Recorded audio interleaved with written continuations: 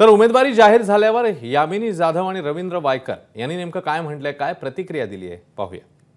मला नाही वाटत मेहनत सगळीकडेच असणार आहे, आव्हान हे सगळीकडेच असतं. प्रत्येक निवडणूक ही आव्हानानेच लढायची असते. तेवढ्याच इझिली आणि तेवढ्याच ताकदीनं लढण्याचा आम्ही प्रयत्न करू.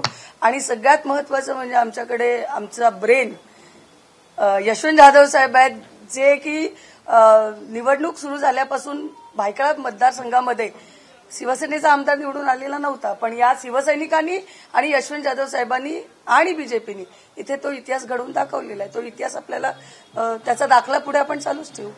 तुमची त्याला मतदान करेल तो ब्रँड झाला. वायकर म्हणजे काम हा ब्रँड झाला. आणि 35 वर्ष अविरत सेवा, म्हणजे 4 वेळा नगरसेवक, 3 वेळा आमदार, ही अविरत सेवा झाल्या कारणाने वायकर हा काम हे आणि तुम्हाला माहिती आहे पहिल्या टर्ममध्ये ह्या मातोश्री क्लब बांधलेला आहे. पहिल्या टर्ममध्ये 97ला की जो नगरसेवक पहिला येतो तो शिकण्यामध्ये वेळ जातं, पण मला दूरदृष्टी होती, त्या अनुषंगाने मी कामं केलेली आहेत. पण तुम्ही म्हणता वायकर हा ब्रँड, त्यामुळे प्रचाराला जास्ती वेळ पाहिजे हे चुकीचं आहे. ते नवीन प्रचार झालेला आहे म्हणतात. माझा प्रचार ऑलरेडी 35 वर्ष झालेला आहे. एबीपी माझा, उघडा डोळे बघा नीट.